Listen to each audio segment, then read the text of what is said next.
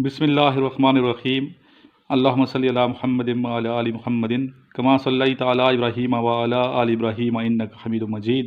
अल्लाहुम्मा बारिक अला मुहम्मदिन व अला आलि मुहम्मदिन कमा बारकता अला इब्राहीम व अला आलि इब्राहीम इन्नका हमीदुम मजीद। अस्सलामु अलैकुम स्टूडेंट्स, कैसे हैं? खैरियत से हैं? 27 दिसंबर 2019 को जो इनिशियल टेस्ट हुए हैं मुख्तलिफ सेंटर्स में, उसी के हवाले से ये वीडियो बना रहे हैं। इन तमाम सवालात और जवाबात को आप साथ साथ लिख लें। और इसके अलावा प्रीवियस जितने मेरे लेक्चर हो चुके हैं डेट वाइज अलग से एक प्लेलिस्ट है। Date wise lectures 1:45 PM long course PNCAT batch 2020 alpha के हवाले से एक अलग से प्लेलिस्ट है।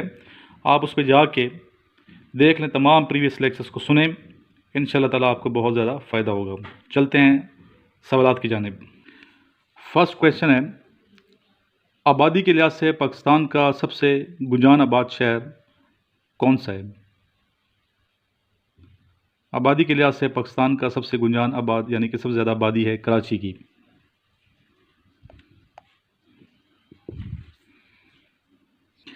रकबे के लिहाज से पाकिस्तान का सबसे बड़ा प्रोविंस कौन सा है, सूबा कौन सा है? यह है बलूचिस्तान।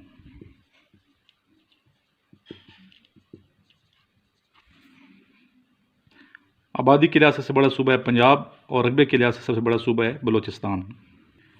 कैप्टन कर्नल शेर खान को किस जंग में निशान हैदर मिला? कैप्टन कर्नल शेर खान शहीद को निशान हैदर मिला कारगिल की जंग में।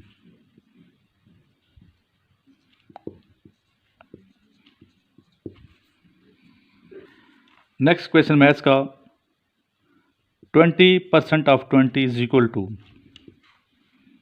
20% of 20 is equal to 4। Maths की अलग से वीडियो बनी हुई है, फार्मूला मैंने बताई हुई है, वो आप देख ले सकते हैं प्ले लिस्ट में जाके। 50% of 50 is equal to 25। First governor general of Pakistan is, first governor general of Pakistan के कौन से थे? ये थे कायद आज़म मोहम्मद अली जिन्ना। बानी पाकिस्तान कायद आज़म मोहम्मद अली जिन्ना। दुनिया का सबसे बड़ा दरिया कौन सा है, रिवर? यह है दरिया नील। और सिंध जो है पाकिस्तान का सबसे बड़ा दरिया है। मंगला डैम किस दरिया पे बनाया गया है? मंगला डैम बनाया गया दरिया झेलम पे। कैमलपुर किस शहर का पुराना नाम है? आंसर है अटक। अटक का पुराना नाम कैमलपुर है। 2 + 2 divide by 2 is equal to 3। तो पहले डिवाइड करेंगे डिमास रूल के तहत, फिर हम प्लस करेंगे, तो आंसर आएगा 3। तरबेला डैम किस दरिया पे बनाया गया? आंसर है दरिया सिंध। और तरबेला जो झील है उसकी लंबाई तकरीबन 100 मील है और ये चाइना से ही आ रहा है, सियाचिन ग्लेशियर से ये पानी आ रहा है, ठंडा होता है बहुत ज़्यादा पानी। दरियाए सिंध और दरियाए काबुल किस मकाम पे मिलते हैं? आंसर है अटक। अटक पुल से अगर आप गुजरें तो आपको नज़र आ रहा होता है। पहली जंग अजीम कब हुई? 1914 में स्टार्ट हुई और 1918 तक ये जंग रही। खलीफा अव्वल कौन हैं? खलीफा अव्वल हैं हज़रत अबू बकर सदीक रज़ी अल्लाह ताला अन्हो। ग़ज़वे बदर कब हुआ?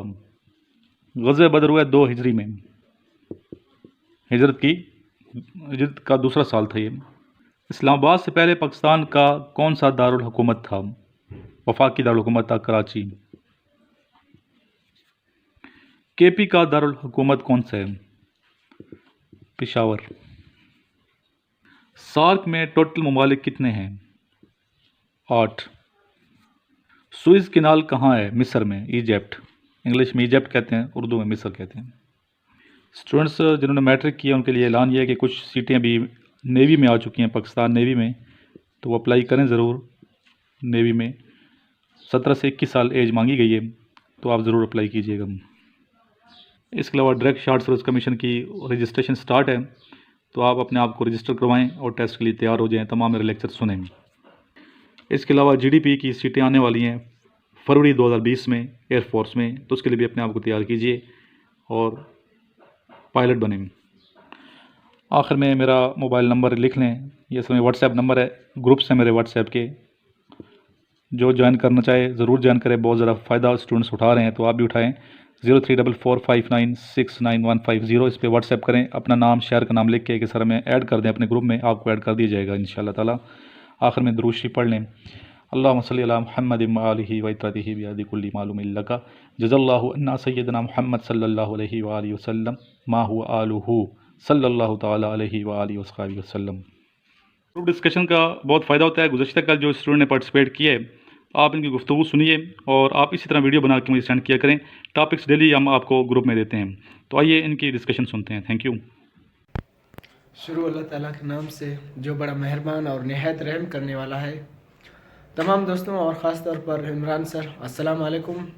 दोस्तों और साथियों, आप जानते हैं कि आज का हमारा उन्वान है शहर की ज़िंदगी बेहतर है या गांव की ज़िंदगी। तो मेरे ख्याल के मुताबिक शहर की ज़िंदगी बेहतर है। अब क्यों शहर की ज़िंदगी गांव की ज़िंदगी से बेहतर है वो मैं आपको बताना चाहता हूँ कुछ चंद मिसालों के ज़रिए।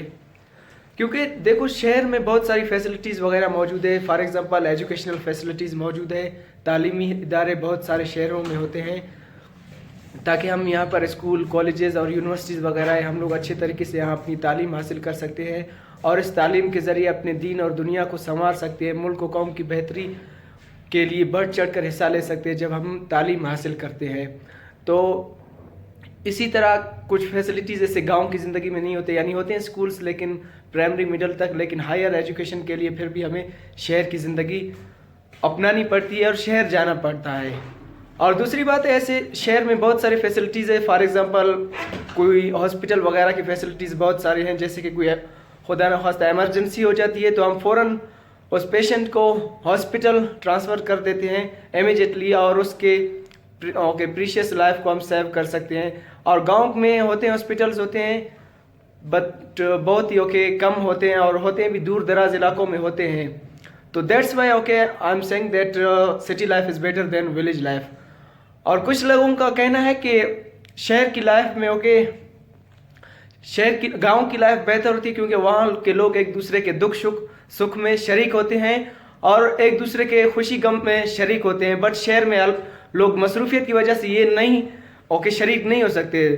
तो being a mature person, being educated person, ये हमारा हक होता है, हमारा और आपका हक होता है कि हमें हर चीज़ का एक प्रॉपर टाइम बनाना चाहिए। फॉर एग्जांपल हमें एक टाइम टेबल मैनेजमेंट करना चाहिए कि इस वक्त हमें अपनी दुनियावी मसरूफियात को देनी है और ये वक्त हमें निकालना है अपनी दीन के लिए। फॉर एग्जांपल 5 वक्त नमाज पढ़नी है, स्टडी करनी है, मुताला करना है और ये वक्त हमें निकालना है अपने दोस्तों और अजीज़ व अक़ारब के लिए।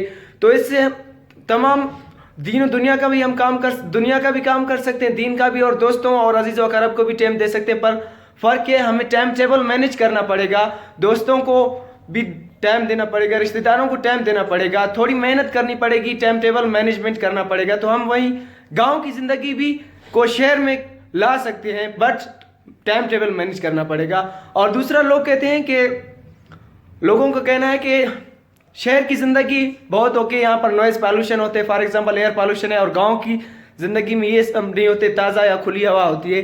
तो ये जो शहर की ज़िंदगी में एयर पॉल्यूशन वगैरह होते हैं, नॉइज़ पॉल्यूशन, वो भी तो यही हो रहा है, इंसानों की वजह से हो रहा है। तो हमें और आपको मिलकर बीइंग एजुकेटेड पर्सन अपने माहौल को साफ़ और बेहतर बनाना है। शहर, इवन हम शहर में रह रहे हैं, हम अपने गलियाँ कूचे, घरों को, मोहल्लों को, स्ट्रीट्स को साफ़ सुथरा और बेहतरीन बनाना है। तो ये एयर पॉल्यूशन वगैरह का नामो निशान ख़त्म हो जाएगा, बट इसके लिए मेहनत करनी पड़ेगी हमें और अपने इलाकों को, एरियो को साफ़ सुथरा रखना पड़ेगा। तो हमें वो जो एयर पॉल्यूशन वगैरह है उसका सामना नहीं करना पड़ेगा। वही गांव की तरह हम साफ़ और ताज़ा हवा शहर में भी ले सकते हैं। तो बट हमें अपने इर्द गिर्द being a mature person, being a educated person, it's our right to make clean, neat and clean our surrounding. तो अब जब अपना एरिया को साफ़ सुथरा रखेंगे तो हम वही बेहतरीन, वही कूल एंड क्लियर एयर हम लोग शहर में भी हासिल कर सकते हैं। तो दोस्तों, ये थे चंद पॉइंट्स मैंने आपको ये सामने ज़ाहिर किए शहर और गांव की ज़िंदगी के बारे में। तो मेरे ख्याल के मुताबिक शहर की ज़िंदगी गांव की ज़िंदगी से बेहतर होती है, लेकिन अगर जो हमें कुछ गांव की कमियां होती हैं, महसूस हो रही हैं, वो हम यहाँ पर भी अपनी मेहनत की वजह से कन्वर्ट कर सकते हैं। तो ये जो मैंने सजेशन आप लोगों को दिए, उम्मीद करता हूँ इन सजेशंस पर अमल करोगे। जो मैंने आपको सजेशन दिए इंशाल्लाह वही आप लोग गांव की ज़िंदगी भी शहर की ज़िंदगी में ला सकते हो। तो इन पॉइंट्स के साथ मैं अपना टॉपिक ख़त्म करना चाहता हूँ। अस्सलाम वालेकुम। अस्सलाम वालेकुम मेरे प्यारे दोस्तों, आप कैसे हैं सब? उम्मीद करता हूँ आप ठीक होंगे। देखिए, मेरा नाम मोहम्मद आतिफ है। मैं डिस्ट्रिक्ट सांगड़ से बात कर रहा हूँ। देखिए, कल सर इमरान ने हमें टॉपिक दिया था कि देहाती ज़िंदगी बेहतर है या शहरी। देखिए, मेरा ख़ुद बेसिकली जो रिलेशन है वो है विलेज से, देहात से है। अभी आपको बताते हुए चलें कि इनमें से क्या बेहतर है, सिटी लाइफ और विलेज लाइफ। ओके, देखें, सिटी लाइफ में आपको बहुत सी फैसिलिटीज़ मिलेंगी। देखिए, आजकल का सारा ज़माना जो है वो फैसिलिटीज़ पे चलता है। आई मीन ऑब्वियसली जहाँ पे फैसिलिटीज़ आपको ज़्यादा मिलेंगी, ज़ाहिर बात है हर कोई वहीं जाता है। फैसिलिटीज़ अभी किस किस्म की हैं? देखें, सबसे नंबर 1 पे आता है education system. Education system is best according to village life. दूसरे नंबर पे आता है हॉस्पिटल्स। आई मीन किसी भी किस्म की इमरजेंसी हो जाती है उसके लिए there are so many hospital are present in city. तीसरे नंबर पे आता है ट्रांसपोर्ट सिस्टम। ओके, देखें, इसके आपको मैं बाद में डिसएडवांटेज भी बताऊंगा।